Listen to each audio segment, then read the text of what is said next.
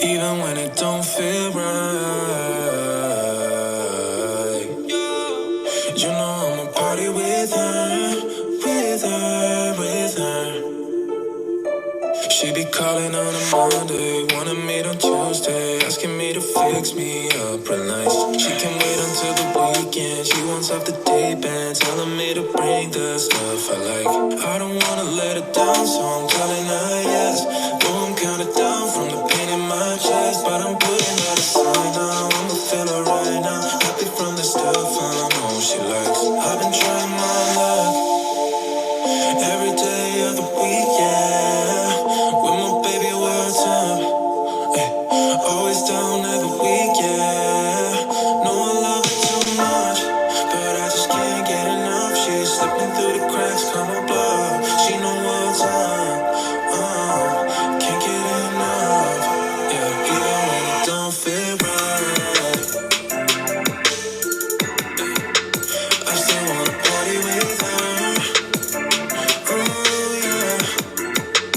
Even when it don't feel right, you know I'ma party with her, with her, with her.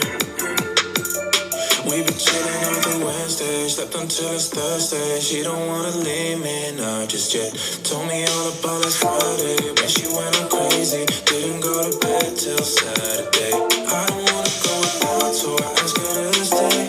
Though she broke my heart in a million ways, but I'm putting that aside now. I'ma feel alright now, happy just as long as she's with me. I've been trying my luck every day of the week, yeah. With my baby, what's up?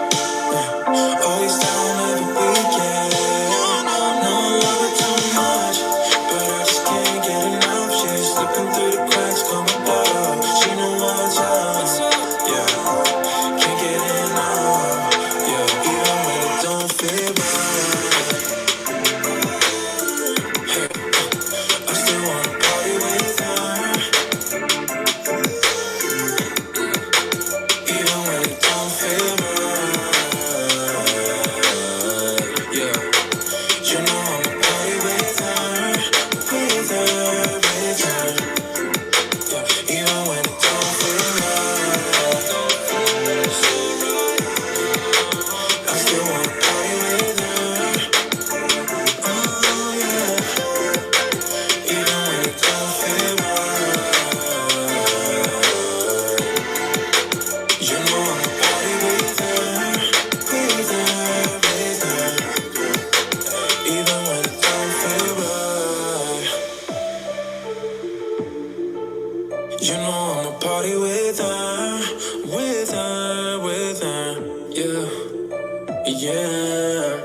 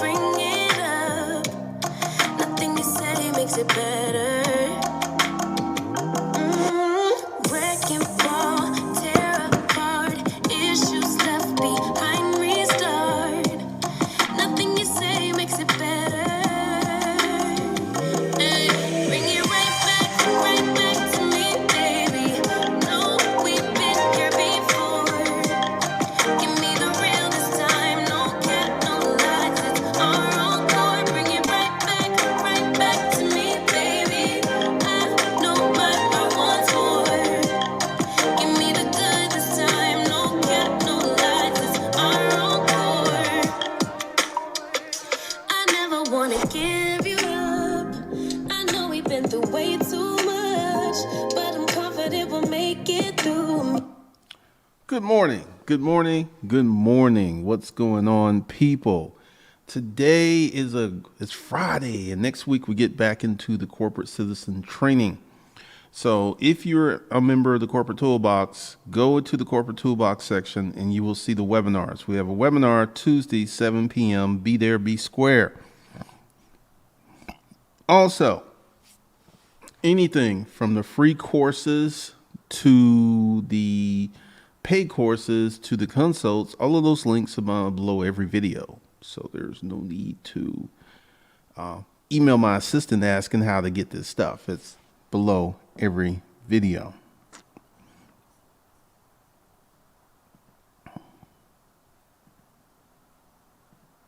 All right, so let's kind of get into today's topic.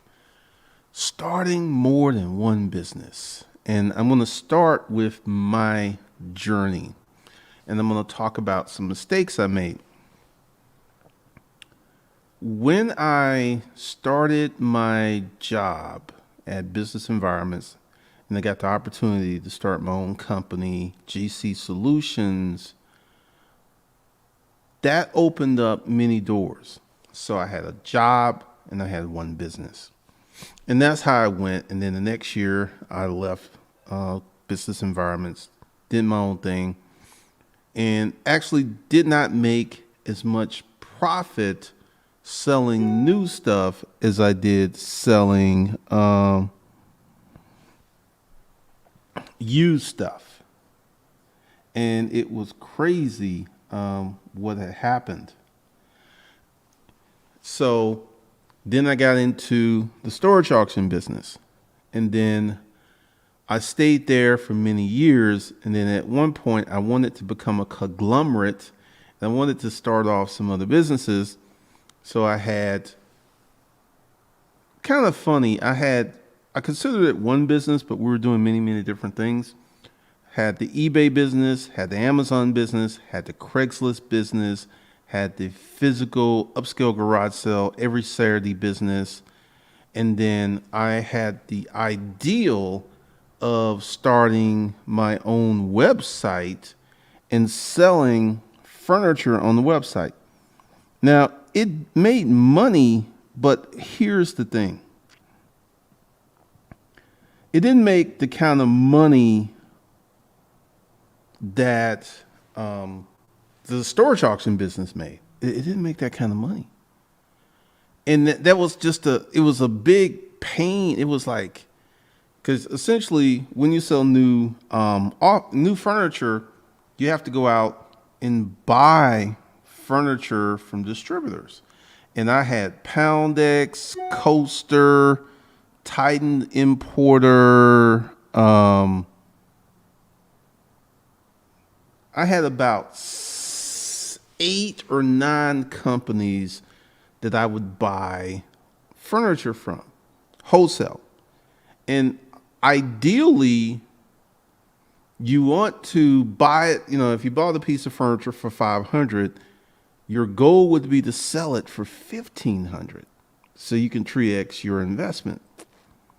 And that became very, very, if you were doing luxury furniture sales, that was possible, but regular, it wasn't, because what was happening with the furniture market was everyone that wasn't a container buyer, and I'll explain what a container buyer is in a minute, they were dropping the price. So if you bought a piece of furniture for $500 and then you sold it for $1,000, you were doing good, because it was very competitive to sell for 3x what you bought it for. And the container buyers literally drove all of the mom and pop furniture stores out of business. Now, what is a container buyer? And I'm gonna give you the breakdown of a container purchasing power. Let's say I wanted to buy a container of the Louis Philippe sleigh beds. So I bought a container of the Louis Philippe sleigh beds. So my cost per bed would dramatically drop. Let's say if I was to go to Coaster and buy one bed, it's going to be $300. But if I bought a container full of beds, my cost per bed would go down to $90. So what the container buyers were doing were selling these products at a little bit more than what I bought it for. So there was the underpriced furniture store, which were container buyers here on up in Norcross. They started selling, because for years and years and years, I was making a killing selling the Louis Philippe sleigh bed. I would buy it for $300 for a queen. I would sell it for $600. I would buy a king for like $370. I would sell that for $800, and I was selling on Craigslist. I sold a lot of bed. I sold literally thousands and thousands of bed. Then one day I noticed that my ads just stopped performing. They just stopped performing. I mean, it was just like I would list ads and I wasn't getting calls. And I was like, okay, something in the marketplace has changed. So I went out and I started snooping, and then I found Underpriced Furniture Store, and they were selling the same bed, doing a heavy promotion of this bed.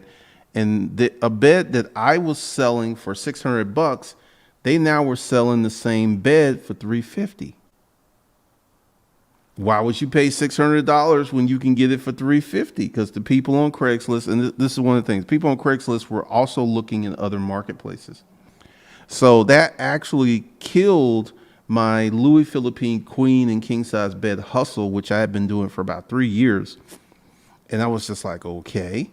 And this is one of the things that has happened with new furniture. If you're not a container buyer, you don't have the financial power to buy containers of furniture, it's going to make it very hard for you to sell furniture. Very, very hard. So this is the environment that I was competing in, selling furniture.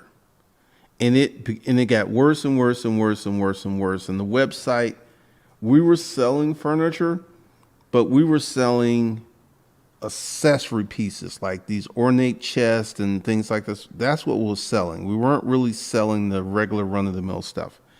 And, you know, since this is something else that I would do, and I got really good. This is one of the reasons I had so many distributors, because many of the distributors would sell the same products. Maybe it would be around the same price. Maybe it'd be $10 less, maybe $30 more, but it was essentially the same product. Because what I would do on eBay and what I did on my furniture website is I would post pictures of this stuff, but I wouldn't buy it. I wouldn't have it in inventory until I sold it. And I got caught with my pants down a few times with that, because someone would buy something and none of the distributors had it. It was like, you got to be killing me, man. You're killing me, man.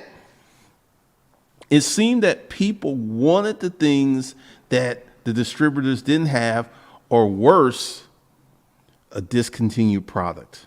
They weren't selling it anymore. They weren't making it anymore. I've had that. This was one of the most painful refunds I had to give someone. Someone bought $10,000 of a discontinued product. Oh.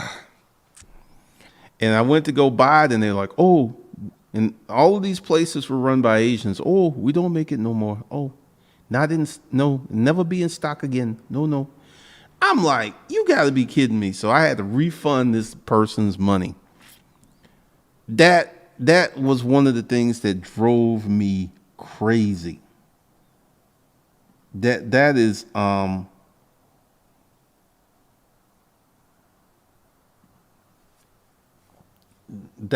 just one of the craziest things that happened.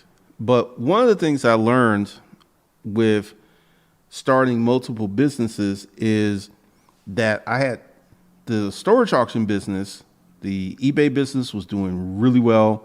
The Craigslist business was doing really well. The Amazon business was doing really well. And the upscale garage sale portion of the business was doing really well, because we would just blow out the stuff that we couldn't sell online in the physical space.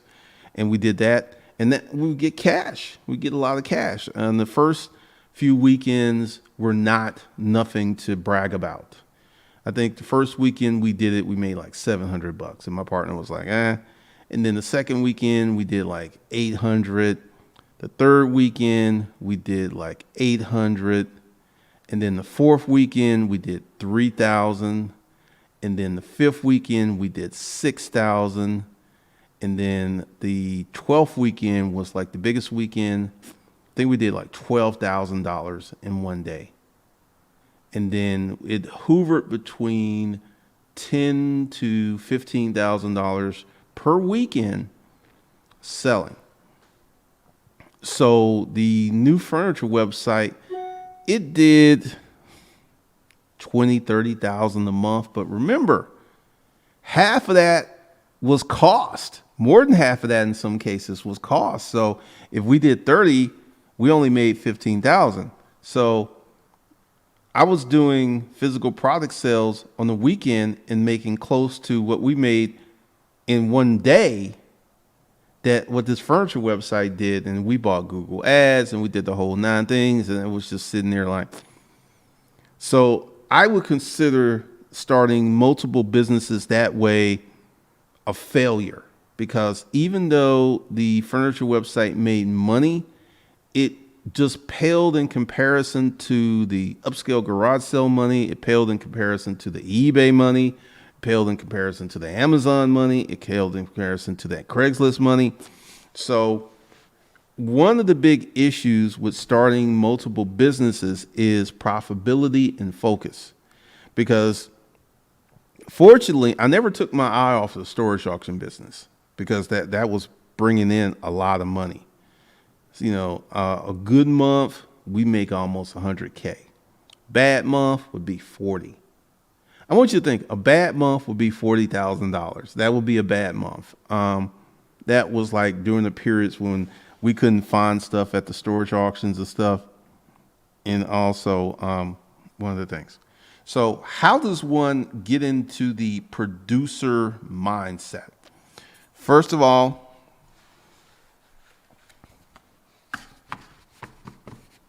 you take some paper, you take a pen, and you write down what you want to do. And I would advise you to start and focus on getting your first business up and running and making money before you start on your second business. This is something I see consistently on Instagram. Like, people have multiple businesses. They're doing many, many different things. And it's crazy, because I know the power of focus. Because essentially, if I had focused on the storage auction business a little bit harder, I could have made an additional 15K and never had to deal with building a website, running ads. Actually, when you take in consideration of, we're running about 5,000 a month ads. So if we made 30,000, you could subtract 15 for product cost, and you could subtract 5K for running ads. So we netted out at 10K, which we were doing in one weekend with the upscale garage sale. So this is one of the things. I did buy some containers, but one of the things with the containers, here's something else that happens when you buy containers. You have something that's called damage.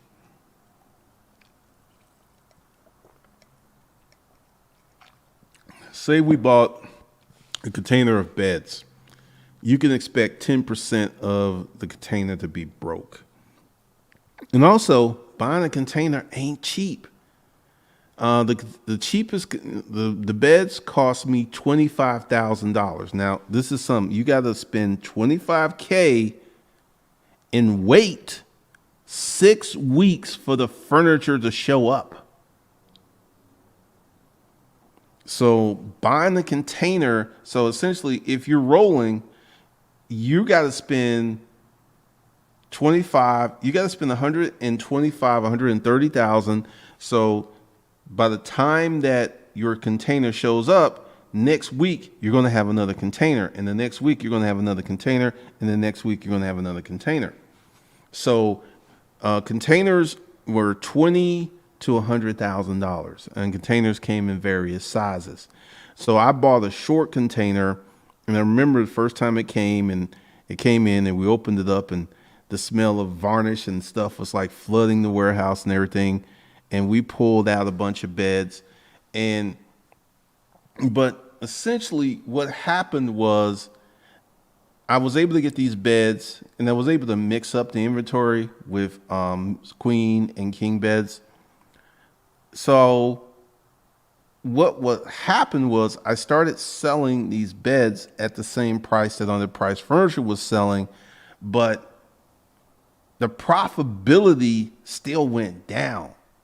Because remember, I was selling a queen size bed for $600 with free delivery. So I had to go pick it up, because at one point the beds were selling so well that I used to keep about 10 or 20 of them on hand at all times because they were selling that well. So I would like just go to the coaster and pick up, 15 or 20 of them and at once a week and just sell them. But when I started selling them for 350, I was only making 200. So I went down from making 300 a bed to making 200 a bed, and then I had to spend 25,000 to acquire the beds to match the underpriced furniture thing. So that was a lesson.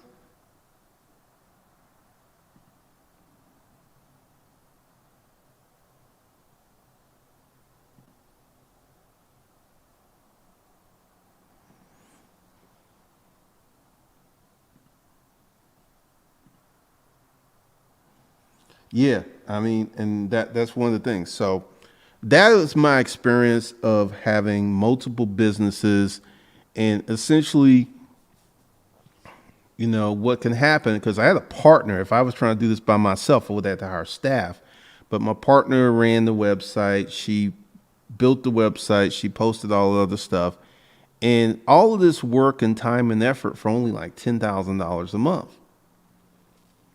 It just, in comparison to what we were doing just from the storage auction business, in comparison. So it really wasn't a good move because it took up time, energy, and resources. It really did. So that's one of the things that I looked at, because I had to lower the price to match what underpriced furniture was selling. Because one of the things that happened when I got in the furniture business, like the furniture business was really, really good for a long, long, long, long time. And then when I get in it, it shifts. It completely shifts. In the book, let me see.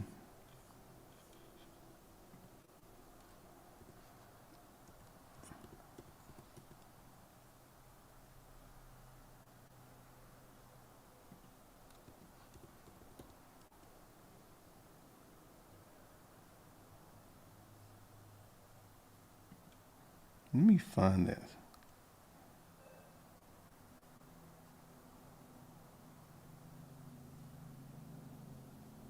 I'm trying to find this book.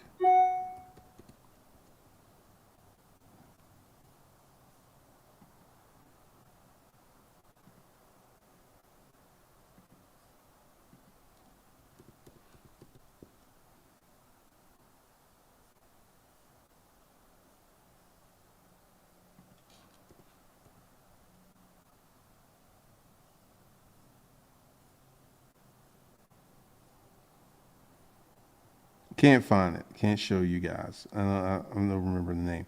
But essentially, there was a book that was called Shift or Upshift that was talking about what happened. Because, see, I entered the furniture market, the new furniture market, when baby boomers were aging down. Like, this is something else. Like, you can Google this.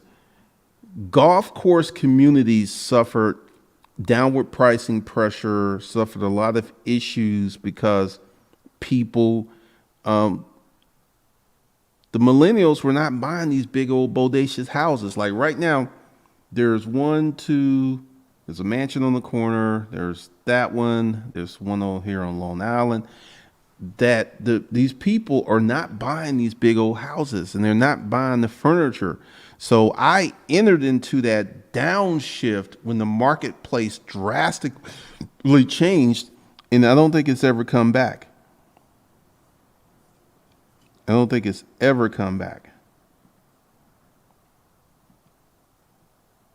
Upside, let me see. Is that it?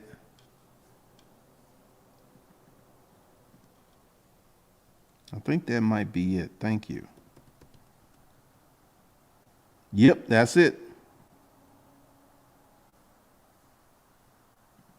If you want to do some research for your business,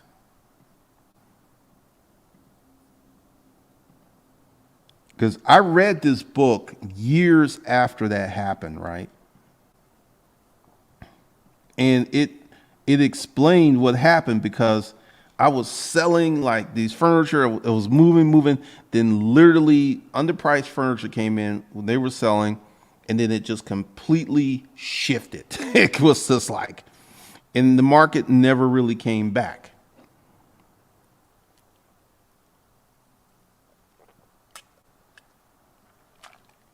It was very interesting. So go ahead and get this book, Upside Profiting for the Program, because this book says that manufacturing is coming back to America. And with real estate, we don't have enough houses for the population base that we already have. So this is a good book to get.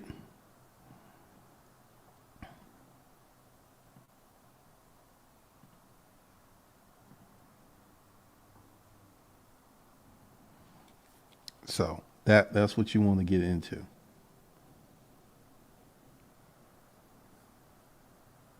All right, so let's talk about starting. The first thing you got to do is focus on your first business. But going back to your pen and paper, you want to start on your first book. So let me tell you how I was successful starting multiple businesses. My first business was Conundrum Publishing, which was the business for behind the book. Let me go ahead.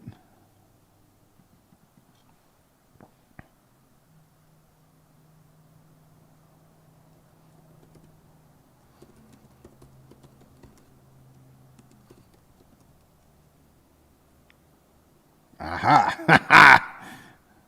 Still comes up as number one.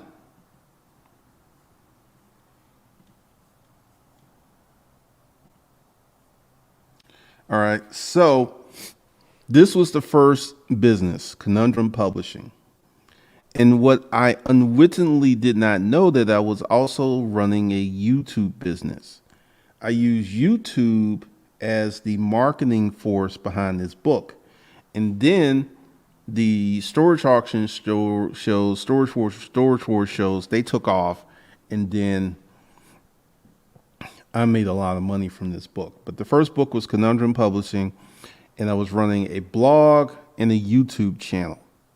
Then I had a lot of people start to ask me, because a lot of people who bought Making a Money A to Z with Self-Storage Auctions also wanted a deeper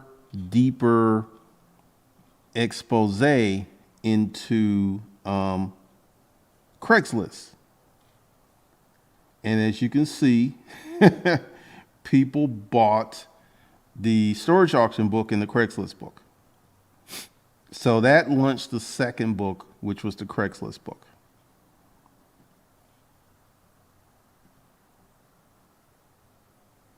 Pimping Craigslist for Fun and Profit.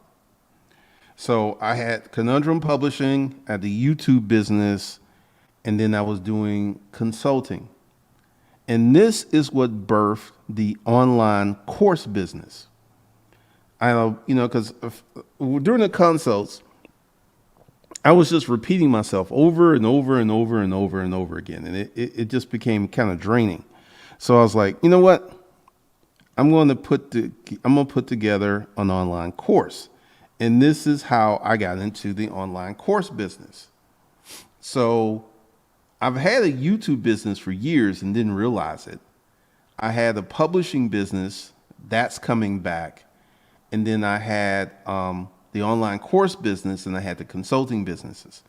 So all of these businesses really dovetailed and worked well together. And this is one of the things that you want to do. Like I was watching on Instagram, there was someone who was doing wholesaling, they were doing forex trading, they were doing some else. They were doing all of the hot businesses, all of the hot businesses. And I was just sitting there like, okay, this person's just following the trends. So if you're going to start multiple businesses, like give you an example. Let's say you start a haul off business. You pick up stuff that people don't want to haul it off. You have a truck, you have staff. What other business could you start with that infrastructure?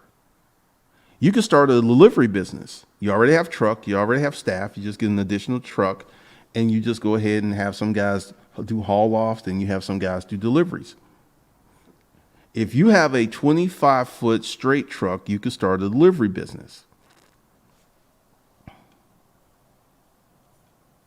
That's one of the things you can do.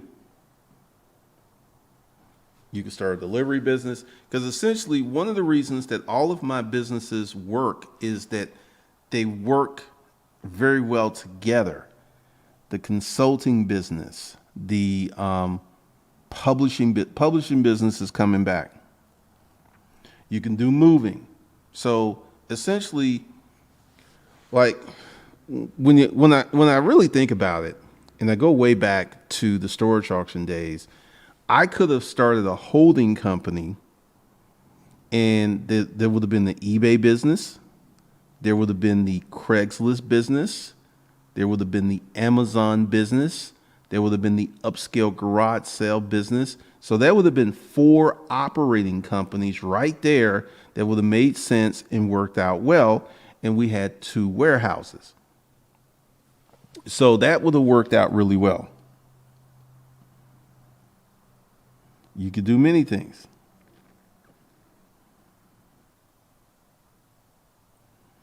Advertising, like, I'm hearing some stuff like, you can go out and rent. I got a question for you guys.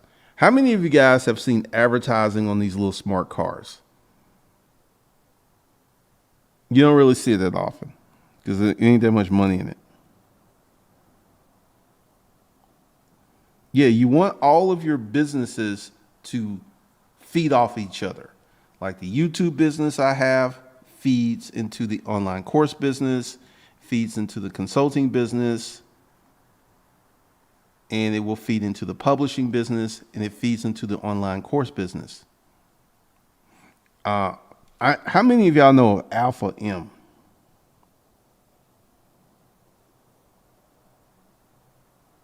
I'm not getting into this trade line crap because essentially, here's the thing. And I'm going to say this as gently as I can. At some point, you got to do the right thing.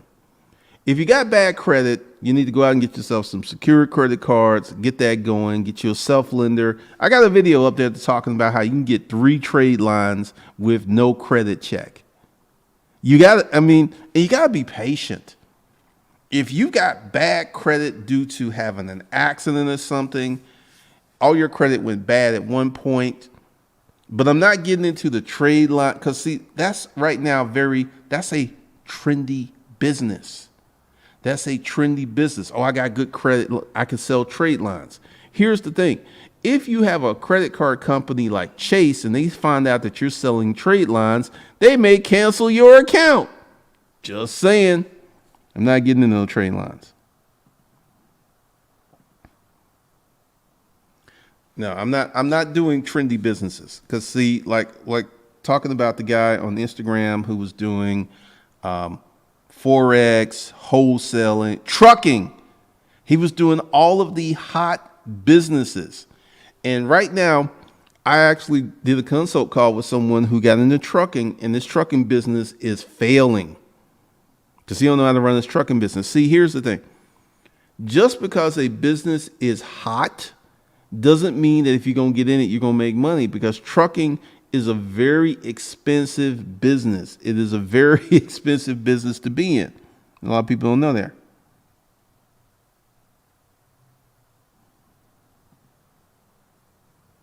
Well, Alpha M, he has what he did, because I know him. We talked about this. He started an advertising business for his YouTube channel. So instead of, he sells ads on his YouTube channel. He has a whole company devoted to finding and fleshing out deals and selling them on his YouTube channel. Very, very smart. Very, very smart.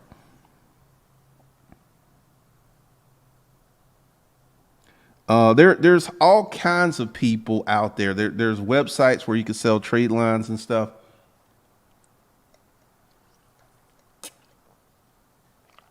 But these are trendy businesses. Like, I'm not getting into trade lines and selling trade lines and stuff like that, because essentially the goal is you sell someone a trade line, it hits their credit report for 2 or 3 months, then you take it back and you resell it. I'm not getting into that. The whole thing with trade lines is the tactic doesn't work as well anymore. Trade lines don't work as well as more. Authorized users don't work as well as more. And when FICO 10 hit, a lot of people are going to be into an extension of 24 months of bad credit.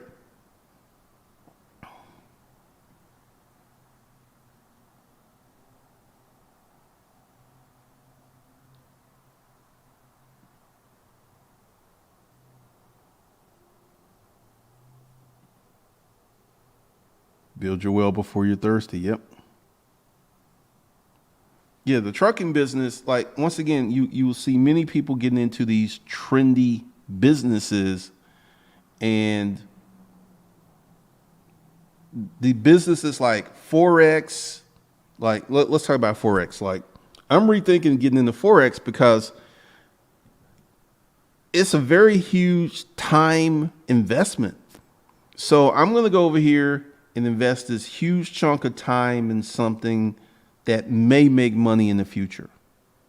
Well, I have something that makes money right now. So from a tactical strategy, it doesn't really make a lot of sense for me to do Forex. And I had my little hater email me, stop emailing me with your punk ass.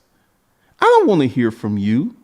And yeah, oh, and you also signed up for the free courses and I deleted you. And every time you do it and I see your name, I'm going to delete you. You know, you're making all this money, but you signed up for my free courses. That's very funny. But you want to make sure that your business is like, I have someone I did a consult call with who has a cleaning company. He does commercial cleaning. And, you know, for him to do commercial cleaning and to do residential cleaning and to start a YouTube cleaning channel. And, you know, when I showed him how well these cleaning videos did, he was blown away. And I was like, yeah, you could go ahead and talk about your people cleaning houses. You could do a time lapse of a clean. People love watching cleaning videos.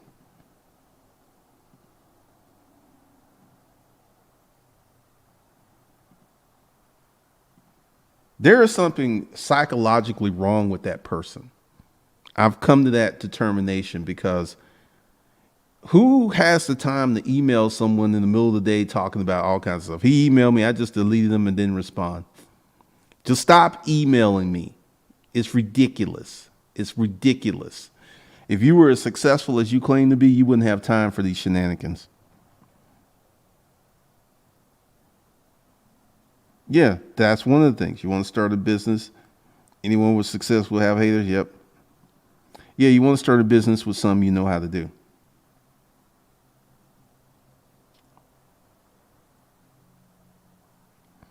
I'm not gonna co-sign on that because the furniture industry, I was talking to white guys and Indian guys who had furniture stores and they were like taking it on the chin. Yeah, so all of these trendy businesses, all of these businesses, like the whole thing, like I'm not getting into trade lines.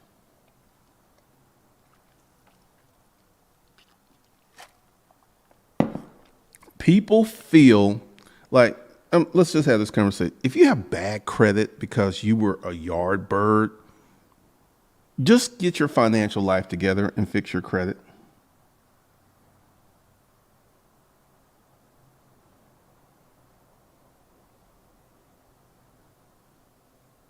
Well, here's the thing, because like I've seen videos talking about where you can go out and sell advertising on the side of a car.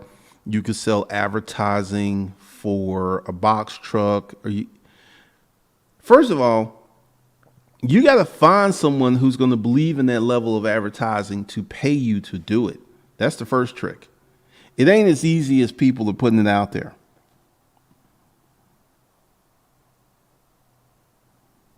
What is the toughest part of running multiple businesses? The toughest part of running multiple businesses is to have multiple businesses that feed on each other. I have a YouTube business. I have an online course business. I have a consulting business. I'm about to start a publishing business. So the YouTube channel is the lever that moves the online course business, that moves the consulting business, that will move the publishing business. So you got to have your businesses working together.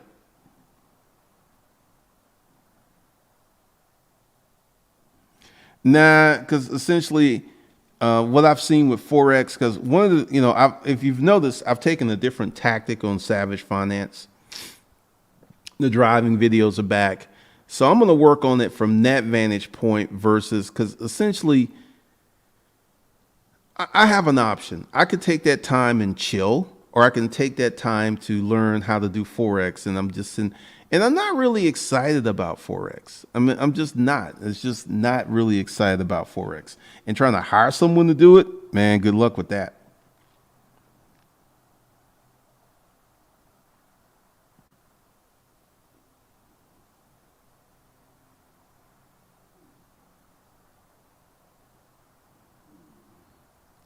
I mean, it ain't working.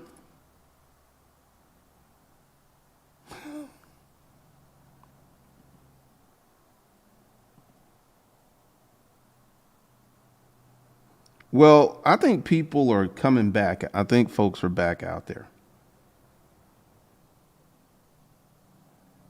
Yes, Zach Cream. Because another thing is, when you're building multiple businesses, you want to make sure that it's like a symphony. You have the piano, you have the horns, you have the percussion, and they're all working together. And if they're working together, because like with my YouTube business, it feeds my online course business, it feeds my consulting business, it will feed the publishing business, and if the YouTube channel gets as big as I want it to, I can set up an advertising company to sell ads to people on that channel. It made way more money. Way more money.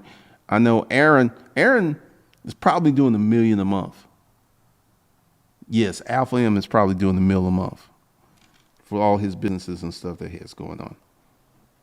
So you want to make sure that your businesses work together, because like, once again, these trendy businesses, there are so many businesses you can get into.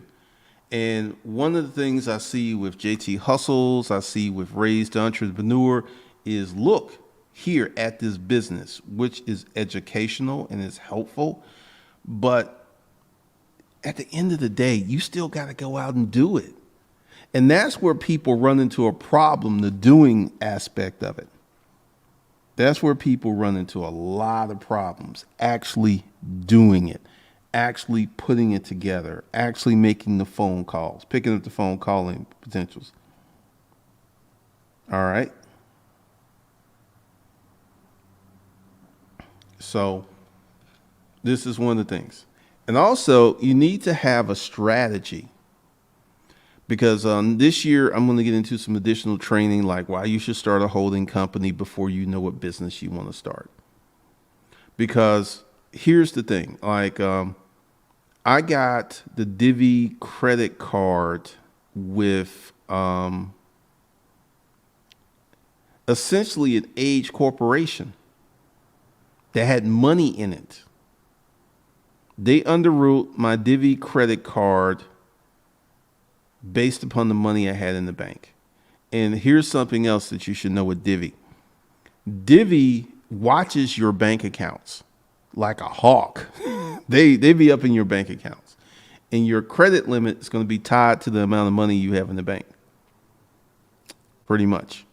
So this is one of the reasons that I have moved all of my spend to the Wells Fargo card, because the banker told me there's a chance, depending upon my usage, that it can unsecure at a higher limit than the limit that I set it up. So we will see. And also, from a standpoint, I use my credit cards like a charge card.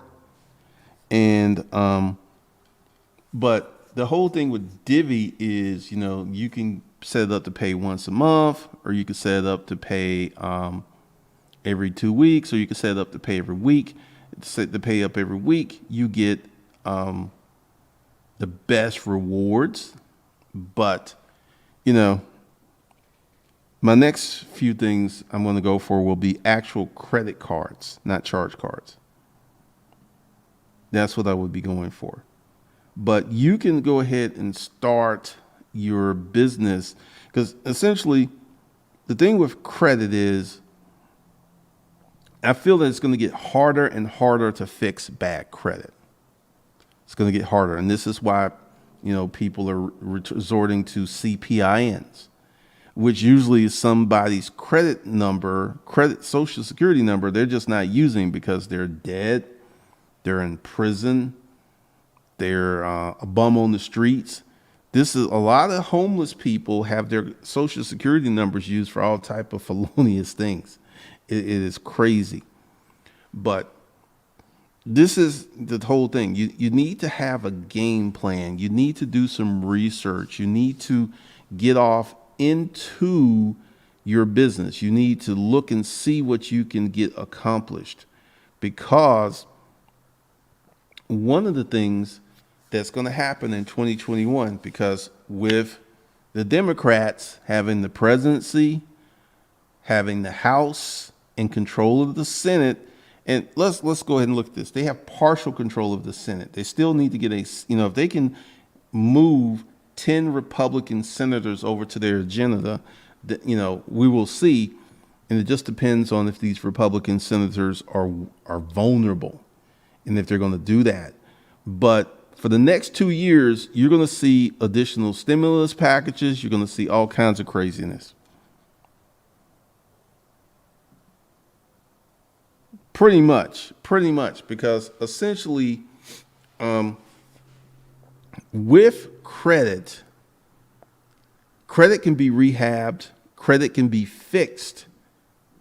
And also, we're going to get into the organization of a holding company. We're going to get into how to set up multiple companies, because at the end of the day, you got to put in work.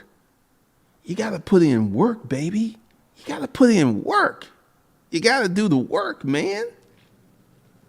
That's the thing that you will need to do to get things set up, to get things done the way that you want them done. You got to put in the work.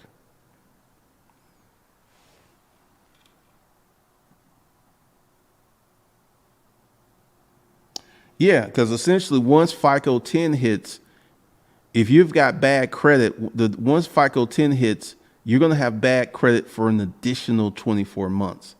And they make more money off people with bad credit than they make money off people with good credit. This is why the national credit score is 680. They want a lot of people to have bad credit.